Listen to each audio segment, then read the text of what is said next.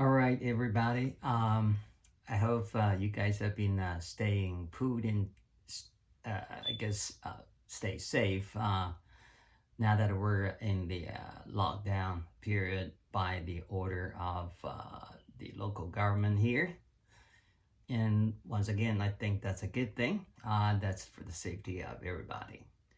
So anyway, in this class today, we are going to talk about the autonomous vehicles or crafts and the fully automated logistics service facilities, and how would they work together in relation to the humans like you and I in a hybrid working environment until everything becomes fully automated with the robots. And then after that, we're gonna talk about the asset tracking and inventory optimization management, and a lot of knowledge that is to emphasize on the T, that your major is supply chain management and technology, that T, yeah? And excuse me, don't worry, I don't believe I'm positive for that COVID-19. So let's first start with the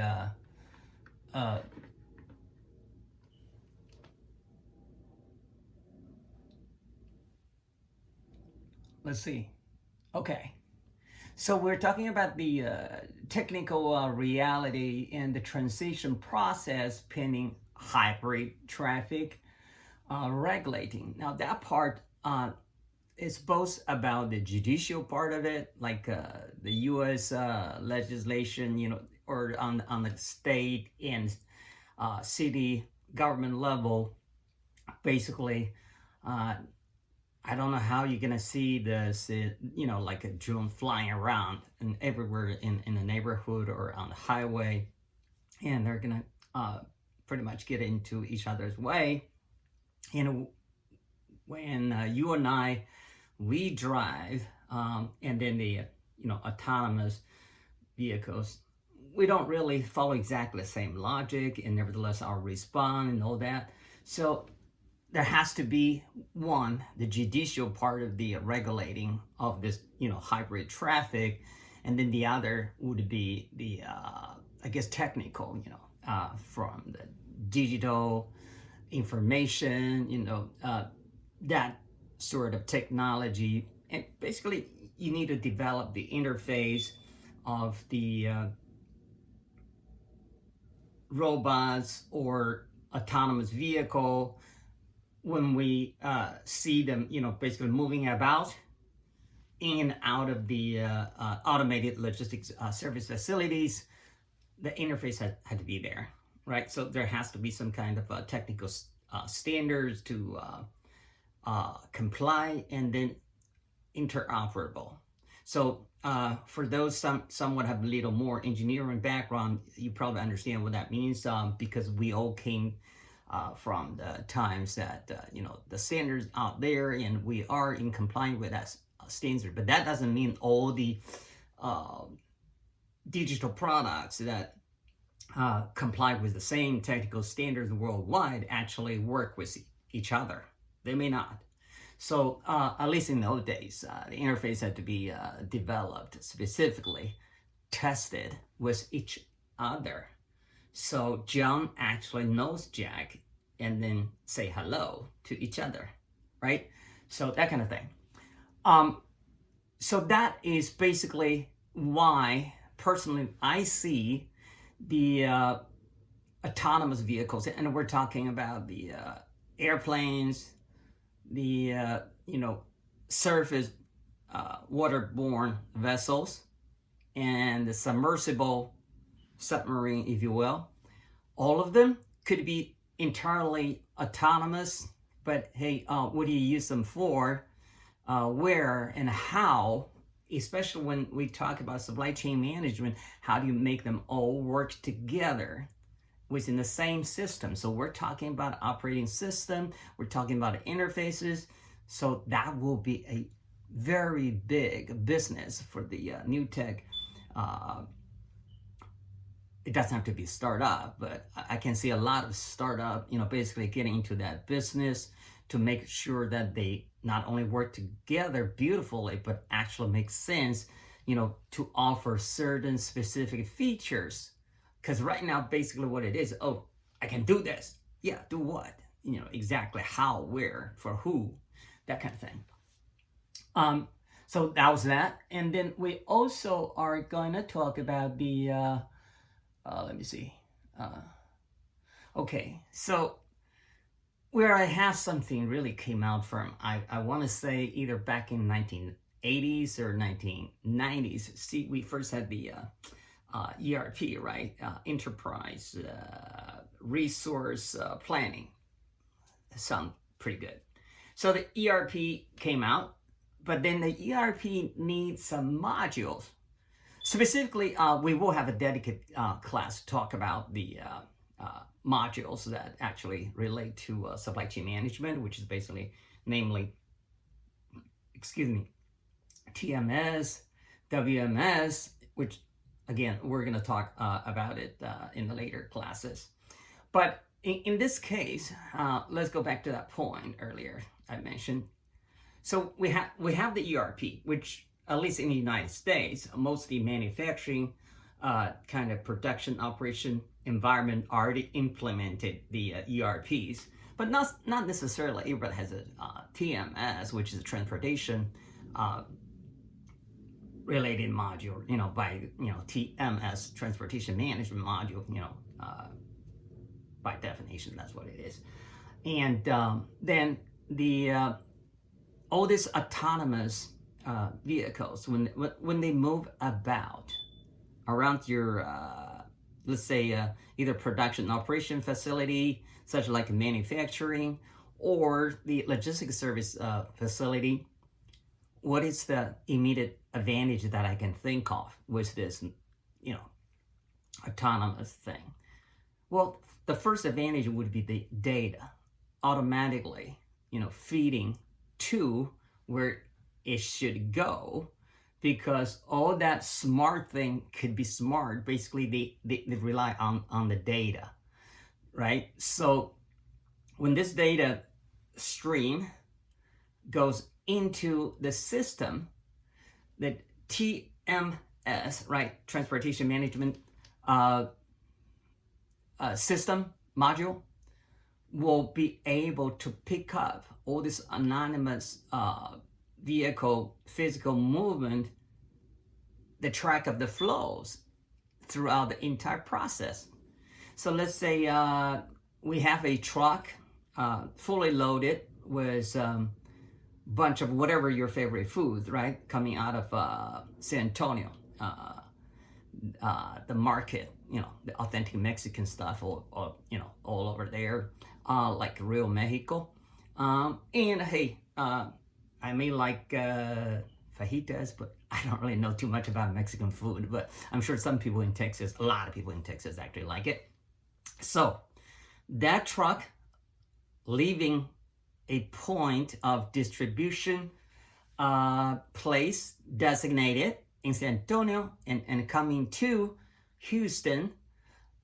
So on the way, of course, if you drive a lot around Texas, where typically it would pass through as the designated route of delivery.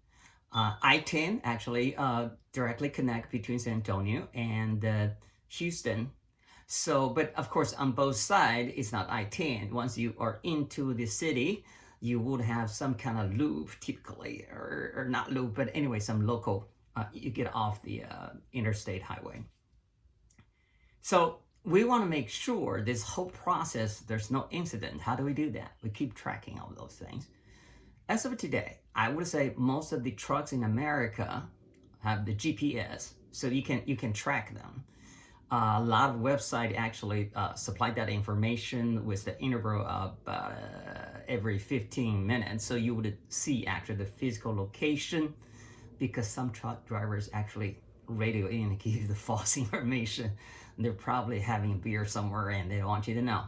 And of course, that's a safety issue if you're in the supply chain business. So anyway, back to the point. If this is an autonomous truck, there's no driver, there's no beer or whatever else. But still, hey, what if this autonomous truck, actually software or something, just stopped to work, at least for a while, and, got stuck, got lost somewhere, and you cannot find that thing. And over here on this side, you made the commitment by certain hour on certain day, the delivery is to be made, or otherwise you and I, we don't get to eat our most favorite fajita or whatever that is. Excuse me. Once again, I assure you, I do not have COVID-19. It's just the stuff I had for breakfast.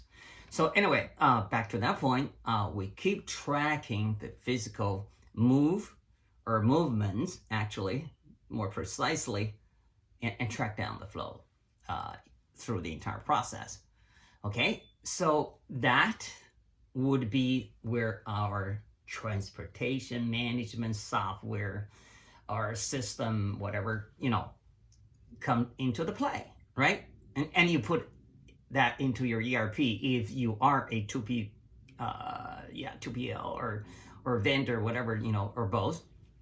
So that's where I see the interface between these autonomous vehicles and your actual, resource planning software, which is namely ERP. Okay, so that was on the autonomous vehicle and the TMS. And then we also have the fully automated logistics service facilities. And we already know at least there are 3 personless, totally automated commercial maritime docks in China, Shanghai, and where else? Either Shenzhen or Guangzhou, and then Tianjin, I believe. And then I also believe there's one, I don't know what scale that is, but there's one in Netherlands too.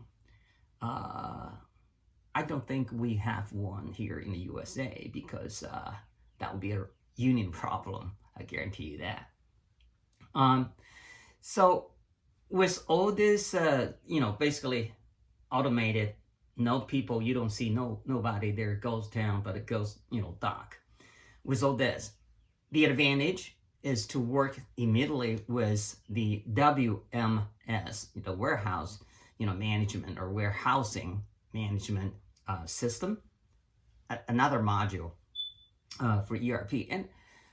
And at least in the USA, a lot of warehouses today already implemented the WMS.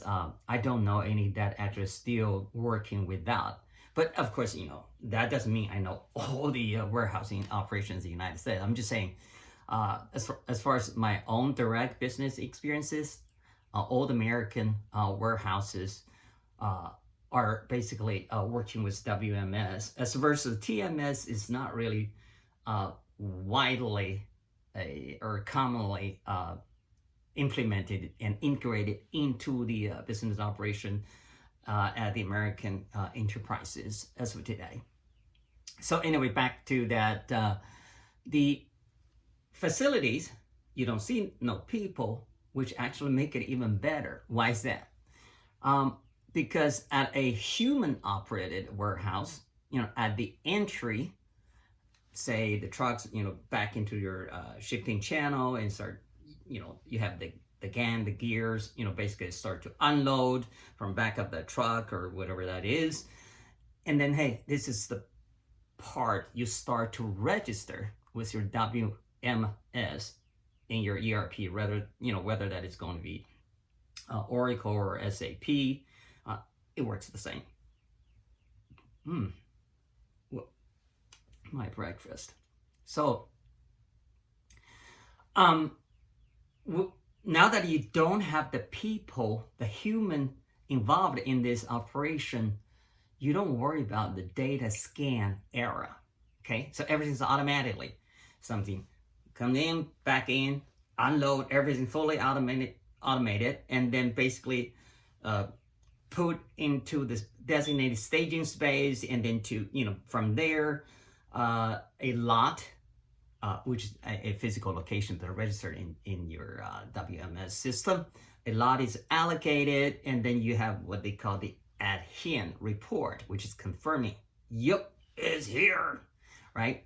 So, and then from there, basically, going into all the places, within the warehousing space. Of course, when this is so automated, then you can definitely do the automation, which is basically, okay, based on the size, the weight, and the time, basically how long the lifespan is expected to stay in the warehousing space. So in the consideration of convenience to fetch it, which they call in the term of warehousing or WMS, they call it pick ticket. Okay, pick ticket. Yeah, that's the word, I think. Yes. So until that point, stuff is gonna sit on the shelf, a rack, or at the lot or space allocated to by the system automatically. So that's the beauty of it. But of course, like we just mentioned earlier, it's pending the regulating judicially, technically, with all this software interface. Man, that's going to be a lot of the business opportunity for the new tech folks out there. And now the next one is okay. So what would be the I guess the primary concern for such a hybrid environment for human to work, side by side with this, in a way, robot. Basically, the stuff have their own mind.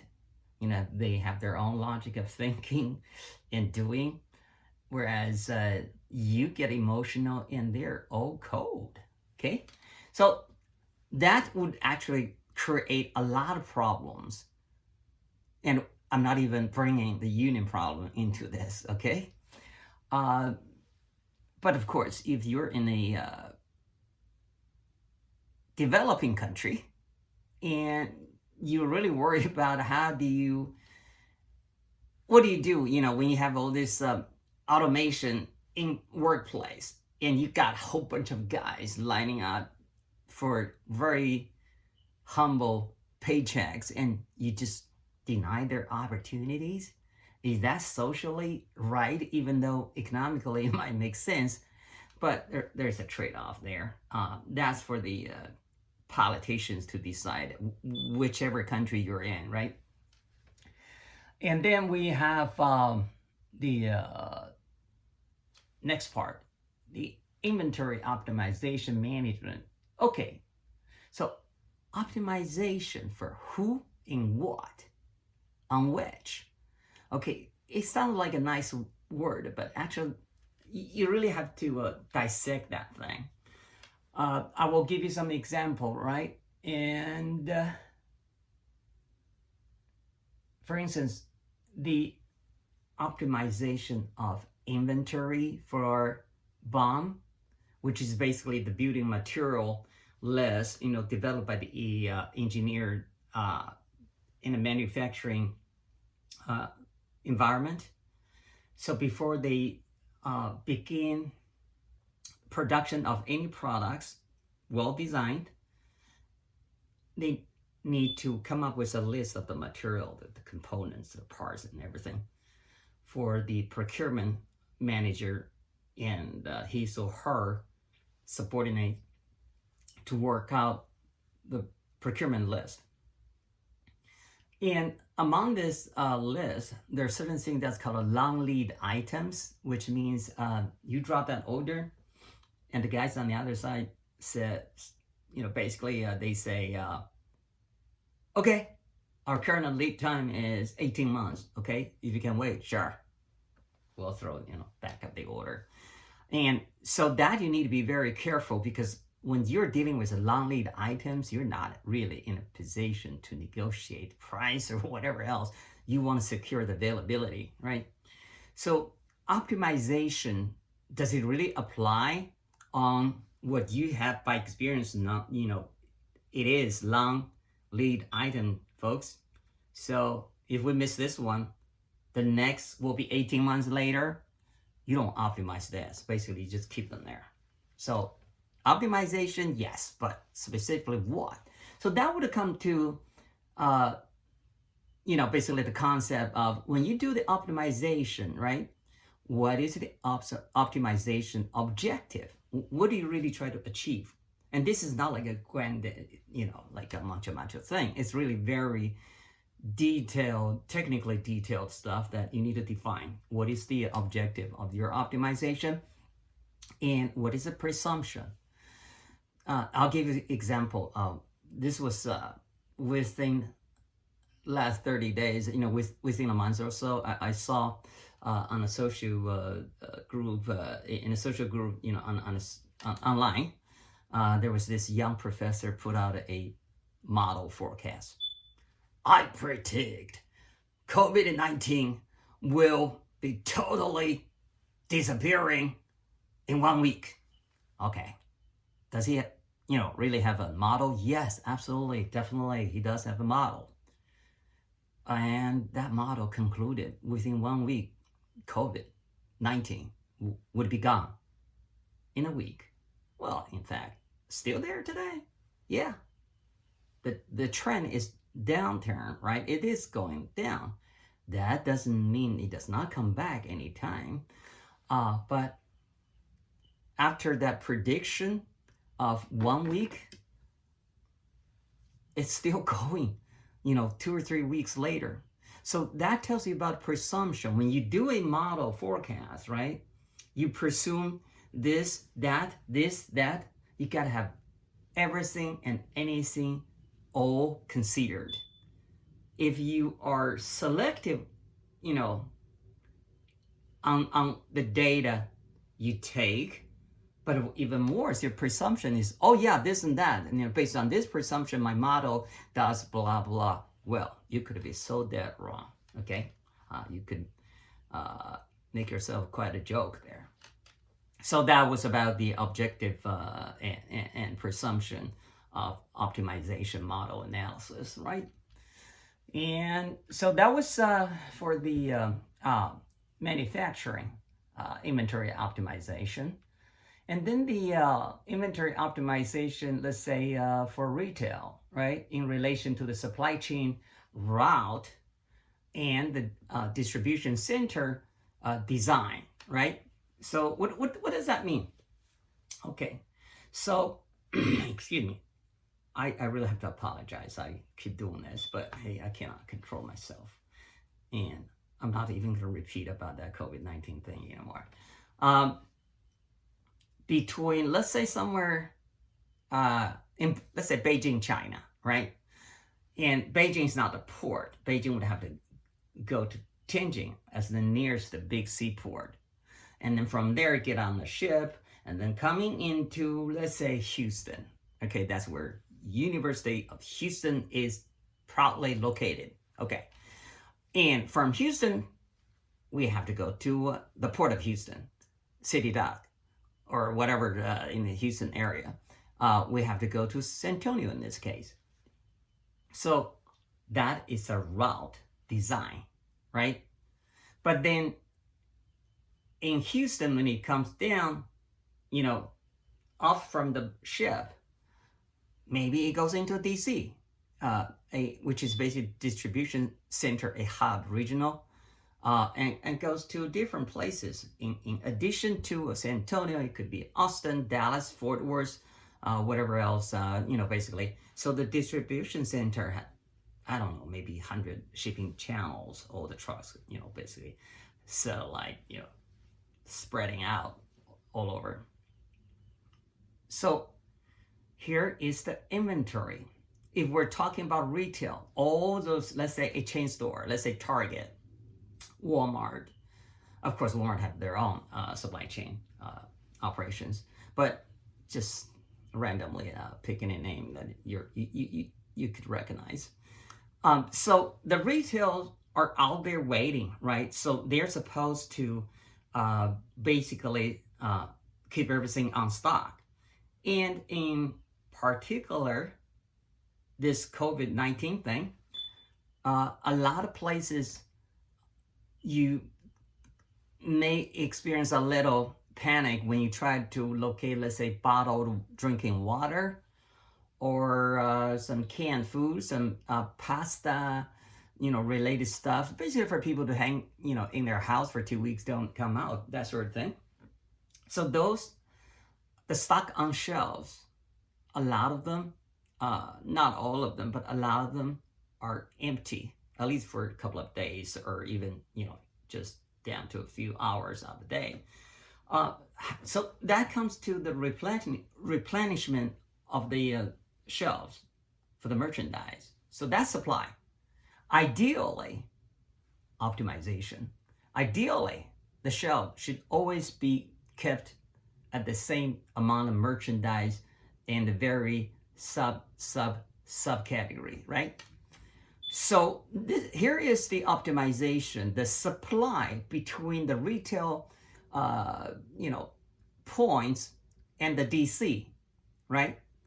So do we need to have some kind of inventory at the DC, or is it going to be zero inventory? At the operation of norms, I don't know if you need any inventory at the DC, right? But if in case of an emergency or natural disaster, you do need some sort of local inventory because your overseas supplies turn into something totally out of norm, right? So your supply chain breaks.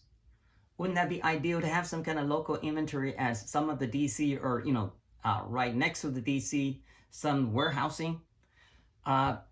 So that basically, in that scenario, this is the analogy basically to tell you that optimization of supply chain management design, or supply chain design, comes with the inventory, is totally different in different scenarios.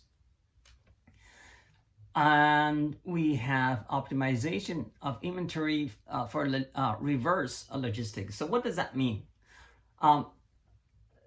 We used to have, let's say, Dell computer, Texas, somewhat local, right? Fellow Texans. They have the, they're not the only one. This is just one case. The reverse logistic basically will have the reverse logistic. They typically, ideally, keep zero inventory. This is basically because in PC business, the profit margin is really thin. Any little teeny tiny stuff problem, could cost them the profitability of the entire unit of that, laptop. And today, in my old days, excuse me, I used to spend $5,000 on a Dell laptop. And today, I'm pretty sure you can get one for like $400 or something. Of course, all the baseline configurations. So at that kind of selling price, your affordability is very, very limited. Okay, the threshold is really kind of scary. So the reverse logistic basically is trying to keep zero inventory, unless you're in a scenario of what I just mentioned, some period of rush, surge in demand. Otherwise, you don't want any inventory, right? That's the optimization in the reverse logistics. So in that case, a lot of things are repaired in the return process, because let's say you pick up one laptop from Dell, well, the retail channels of whatever Dell designed, and you pick up one and you are experiencing problem, and of course you're entitled to return within 14 days or whatever it is, and boom, there you go, you return to Dell. And Dell, what do they do with it? So they put into the cycle of a reverse logistic, and which will be repaired and sent back. The optimization for that will be totally different from the previous one I just cited. And what else do we have here? Okay, so now we move on to the asset tracking in the oil, gas, and chemical upstream project process management. So what is I guess let me make sure I got it right where we need to be. Okay, the asset tracking. Imagine you spend $3 million on one piece of capital equipment that is going to be installed on the construction site for a you pick it. It could be a chemical plant or oil refinery, whatever, or LNG, what they call a train, which is equivalent to plant or whatever. This thing comes in. Not only it costs, let's say $3 million or more, let's say $10 million for this thing come in, right? And on the way in from, I'll just give you any random place. Let's say Genoa, Italy, okay? Or Shanghai, China, or somewhere in Japan, doesn't matter, just somewhere from this world. And then we want to make sure this thing is really, in pace with our logistic plan or logistic project operation management plan. And so how do you do that? You need to keep track of that equipment. And this equipment is not like the American trucks have the GPS automatically give you this location coordinates. So what do? There are many ways to do this, okay? But before we say, anything about how to do it, we need first address why do we even need to do it? Because you want the transparency of the entire transportation process, okay?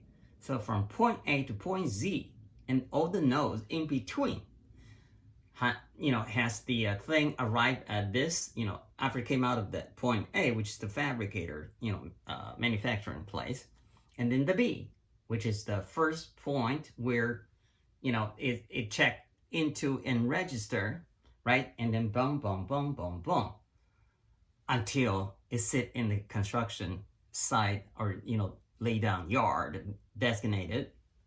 You need to keep track the physical flow at this particular timing or interval.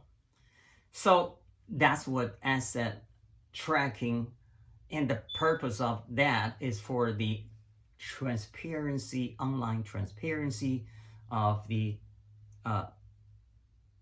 transportation process, okay? So now one more question going back there. Oh, we need that, but why do we even need that? About this transparency, well, if you have all this kind of data accumulated from one process, two process, three process, until in processes, okay? What would that give you? That would give you something we call historical trend, because now you start to see a pattern. When you ship a thing coming out of anywhere, well, let's put Shanghai, China, and it always showed, somehow repeated pattern. And then when it ships out of Genoa, Italy, it shows a different pattern, right? So with this trend, it's going to help you to do the forecast model. So next time when I do the procurement, with the lead time in consideration, I'm also thinking about the logistic, cycle span, and the safety and all that. So not only we measure how fast, okay, how long the life span, the shorter, of course, is better.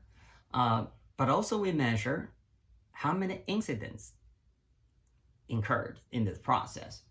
If, let's say, coming out of Shanghai, China, the incident rate or ratio is about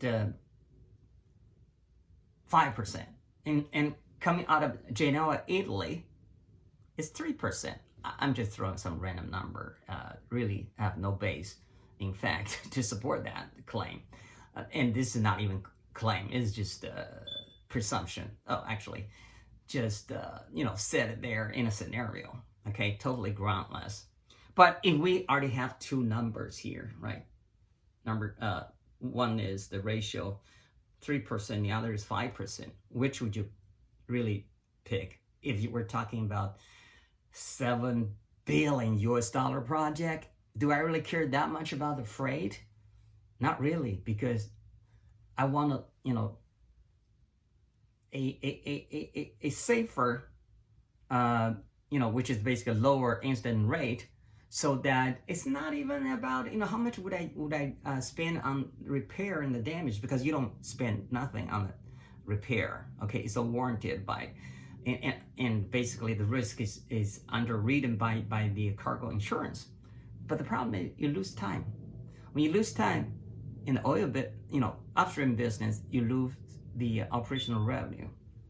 So we prefer the lower incident risk rate option, right? So that's why we need to keep track of the assets and how they and how fast do they get to be delivered to the construction site. But do you think once they are on site, we don't need that asset tracking? Personally, I do, because I worked with a gentleman. He was on a project. I'm not going to name the name of the company. They had some very expensive equipment delivered 4 months already on site. They couldn't find it. So basically, it's delivered, but it disappeared. Everybody knows it's right there on the construction site, but just nobody knows where it is, because nobody knows what it looked like, right? So if you can keep track of it, then you can find it. Because there's no way you can wait. Oh, no, don't worry about it. I'll just, drop another order. Forget about that cost. That's okay. We can afford it. No, time-wise you can't. So even if it sits on the construction site, you still need the asset tracking, because if anybody intentionally or not intentionally try to move this thing sitting there in the, hopefully, designated or allocated space, not just by mistake somebody dropped there, right? You need to know if anybody tried to move it. Right away you get a alarm or alert by email or text. And this is so easy, right? I used to be in a technical business as architect. I can design this. And it's not expensive, okay? So, but it's important. It is. I don't want to repeat again, but you already got why it is important. And then next, okay, so smart supply chain management is coming, right? That's the trend of the industry. But this smart thing is going to rely on what, right? The smart is referring to the intelligence. And the intelligence is, in this case, for the process, logistic operation process transparency. So all this intelligence basically rely on what? And the answer to that question is data. First, we need to collect the data, right? And how do we collect data in this case? The typical way of collecting data in this scenario, at least in the last 30, if not 40 years, is a scan of the shipping label. Okay, so if today you could see almost everything, even on a piece of vegetable or fruit, you would see the barcode. So when people go, scan like a handgun, scan that thing, pick up that data.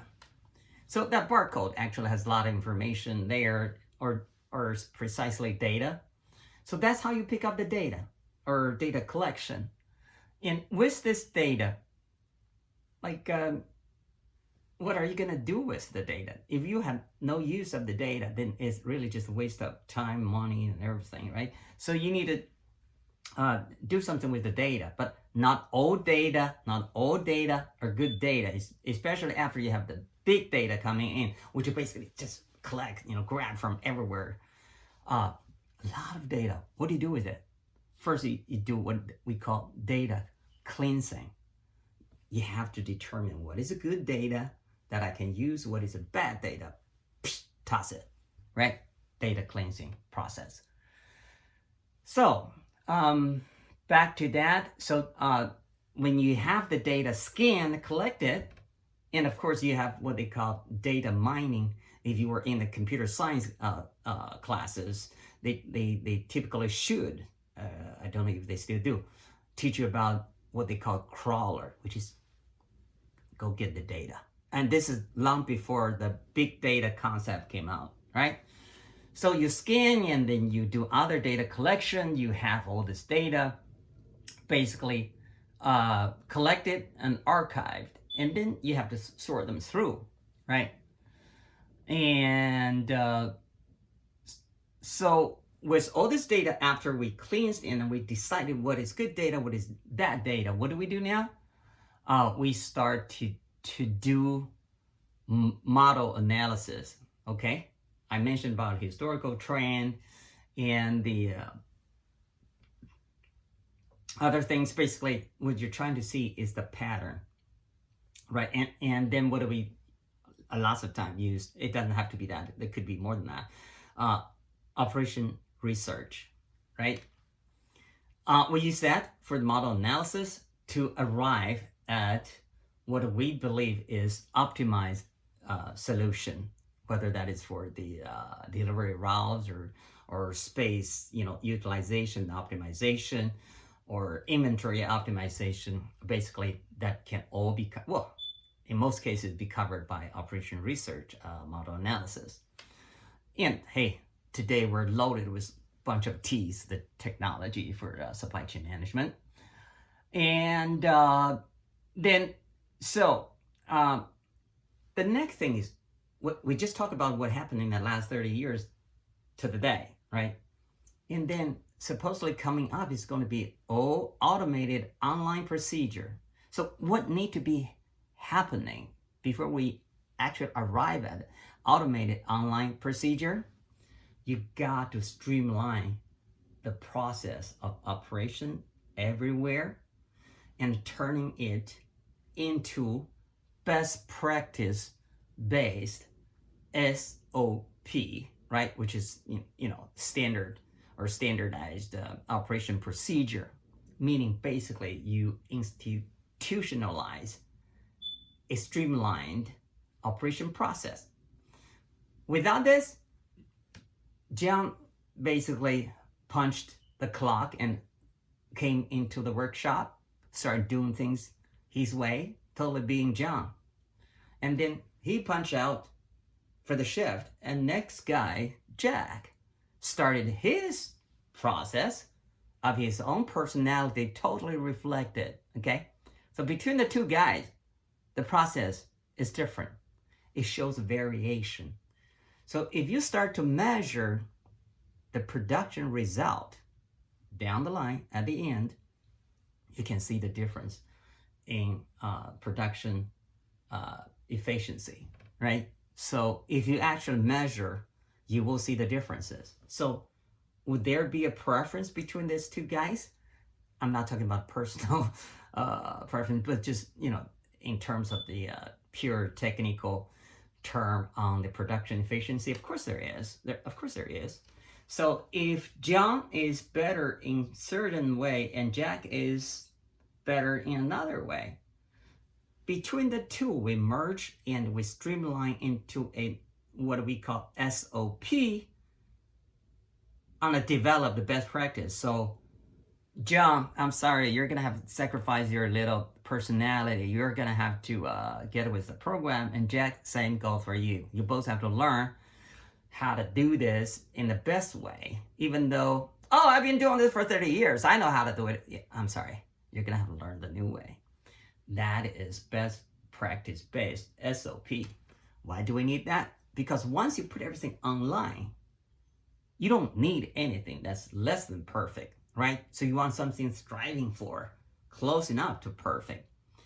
And so the online automation procedure will have to have that best practice based SOP to pave the road. Okay, so in that case, there is a roadmap needed here. Now, let's see.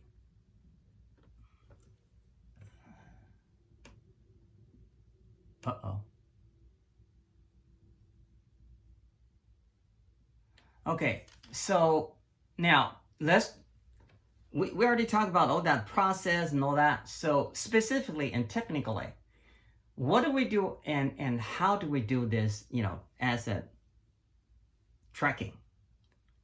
Well, very classical, okay? There's nothing new, modern, whatever about it. Very classical way is basically to attach what we call shipping label or tag to the things such as capital equipment, right? I already mentioned even groceries today, on a single piece, you would see the barcode. So hey, of course, for whatever else, more expensive things, you can afford that barcode shipping label, okay, which is basically, it doesn't carry too much information, a little teeny tiny bit. And what would you want for something that actually comes through the process, and a lot of time you don't have the node or checkpoint actually be able to scan the data with your scanner, right? The handgun thing. What if it's not available? So for that, you can do RFID. If you pass through the the tollway, right? And you don't have to stop, you don't have to talk to nobody, you don't hand cash out, you pass right through. Why? You have the RFID. It's radio frequency, ID, which is based on microwave of certain frequency. Low frequency, don't worry, it's not radioactive to hurt your body health and all that. So that's RFID, right? It's if you're in Texas, you already have that. I forgot what's it called, Z tag or something. So the same darn thing, little teeny tiny, you can, put on your equipment, even not so expensive. So RFID tag, how much could that cost? I'll be surprised it's approaching $1. So if you have $1 million capital equipment, what's $1, man? Nothing, right? So even for $100 thing, you can still afford one, the RFID. But then we have, like I mentioned, multi-million-dollar equipment, and we need to keep track of it at a very short interval, okay, all the time. And this thing, because of the value of itself, it can afford much more costly option in the technical solution, which we use satellite tag. It could be bigger, okay, attached to your equipment. So what it is, it goes with what we call uplink, okay, shooting up, and then come down to where you could pick it up here. So while this thing is, coming out of Genoa, Italy, all the way, that satellite tag shooting up and coming down, this one cycle is called a one hop technically. So when you're sitting home, you can basically pick it up. Whoever provided the satellite tags, they have the website, so you can keep tracing it. You don't have to develop nothing. Just go to your laptop or your computer system. You pick up that coordinate, keeps moving, right? So that is it. And now, what are we going to?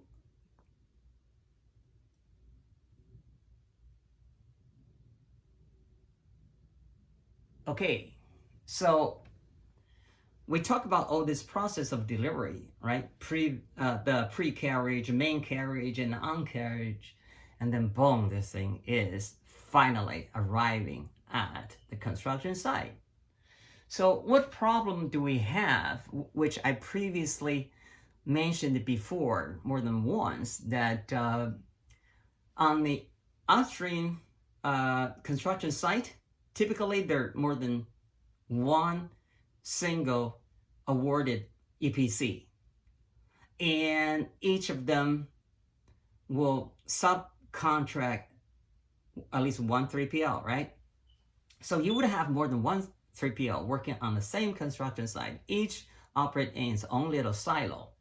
So the question is, who has the big picture, right? Overall transparency of the entire process. Remember, at an oil company, upstream sector that is, the transparency is very, very important for the process management. But here's the news. Guess what? They ain't got no as of today. Because all the 3PLs work, on their own. They don't really talk to each other. They don't hate each other, but they just work, their own. They have to, finish their own jobs to deliver their, contractual obligations, right? So they don't have time to chat, to social. But there has to be someone sitting atop of the chain of commands, right? To coordinate all the actions, making sure they all come together. Why? Because when party A complete the whole darn thing, but party B still way, way lagging behind. Does that help? No.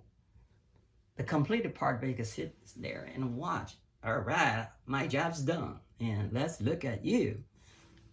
And the other party, I'm sorry. So it doesn't matter. This is not about joke on whom. It's just, as the owner operator, I'm looking at my operational revenue loss possibility here. So you got to have somebody coordinate in between. And the unfortunate fact today is there is no qualified 4PL for oil, gas, and chemical. And we talked at the beginning of the class and also repeated again, 4PL is definitely different from 3PL. Why? They are industry specific in terms of knowledge, okay? 3PL is totally transparent, can move into any industry and render the same service, regardless. But 4PL, no. If you are a 4PL in, let's say, the mining industry, and you take the whole thing to oil industry, for a lot of it, it does not apply. So you may not be competent, right? So that's why when there is no 4PL in the oil industry, you can't just pick somebody. Okay, you're my 4PL now. It doesn't work like that. Okay, so that's one problem. That's a non-technical part. Okay, that's the managerial, the commercial, whatever you call it. And then we, from there, we start to talk. No, because now you realize there is no general transparency on the top. Everybody's working, getting each other's way all the time. So now let's talk about what is the gate appointment. I do believe we talked about this before, but let me repeat just a little bit. Gate appointment is the way for you to get the basic planning, right? So you regulate the traffic that way. I mentioned before on one particular site that, I worked a project with, 7,000 trucks per day, that kind of traffic. You don't regulate it, it's going to be a mess.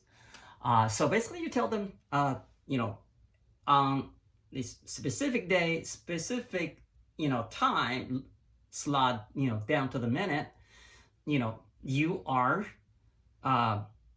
eligible to take whatever available time slot allocated for you. And if you miss this one, sorry, buddy. I don't know when it's going to be the next available. So that's the gate appointment. And what is the traffic route design and how does that relate to the bottleneck? Because you have this space, right? The green side or brown side, regardless, it was basically a blank space. But people, not people, certain people design, optimize the space utilization and designate, the whole thing. So you have the staging spaces in between, and then you have the delivery route, going through. There is an optimization there, okay? So there is a traffic route design, not just natural paths. Okay, just go wherever you see the open space. It doesn't work like that. So if you don't have the optimized design of the route, there is going to be definitely a bottleneck of the traffic. Okay, you're here, but you cannot get through. Okay, let's wait. The truck drivers or their boss, basically passing certain hours, they're going to start ticking the clock on the demurrage charge to you, right? Whereas you have the gangs and guys on the side waiting to unload that thing from the truck, and they are charging you the demurrage too. It's called gang and gear hired but not used, right? So that's the problem of this bottleneck, and it turns into a snowball effect too. So that's what we're definitely trying to avoid with the optimization, right? So that's where operational research comes in handy. Let's see what else. Okay, and of course here, you could imagine, what if thousands of trucks line up there in a queue right outside the gate and taking out the entire path from the highway into here, or even extend all the way back to the highway? Then you're going to be in trouble, because the public transportation administration, whatever parties, will come to see you, and you don't want to deal with that. So what else?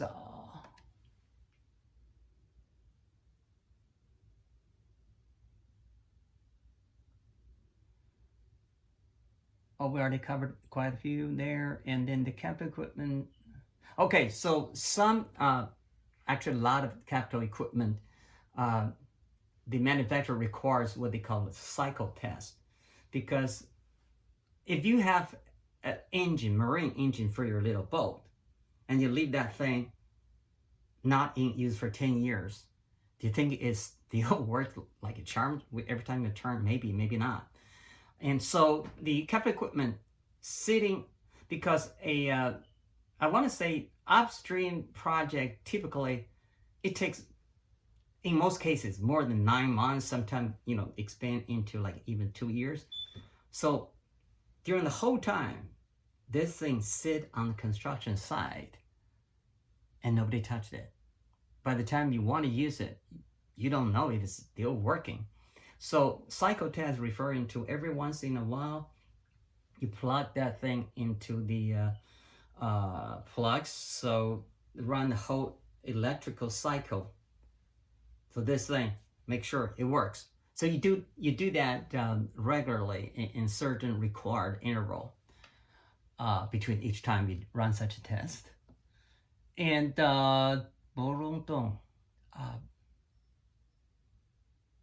so back to that shipping tag or label, there's some data carrying capacity, right? They're all different. So when you choose that, you want to decide how much information needed to be on each label or tag. If it's simple one, certified need, there's no reason to go fancy. But here's the thing. I mentioned that standard before, and I'm going to mention here now again. By our experience, the barcode, the shipping label, they used to call it Gen 1, Gen 2, the first generation, second generations, always standard, right? Technical standard. And everybody, they claim they have the Gen X, standard for shipping label complied.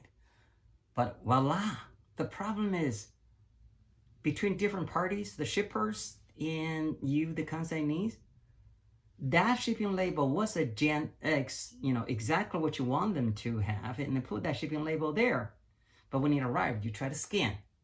Oops, it doesn't work. Why? They don't talk. John and Jack, they speak totally different foreign language to each other.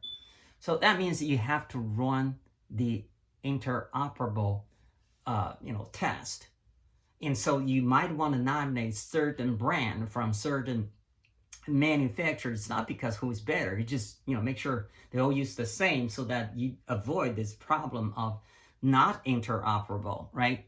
So now when it comes to the procurement, when you sign a procurement contract, making sure adding a little clause in that contract says the shipping label or the shipping tag, in whatever case, has to be this brand from this manufacturer, so that you make sure when that thing arrives, your scanner can actually, well, this is not exactly your scanner, but on the way, the parties, the agents, the surveyors, the inspectors use that scanner, can actually pick up the information you need or data you need. Okay, and let's see where we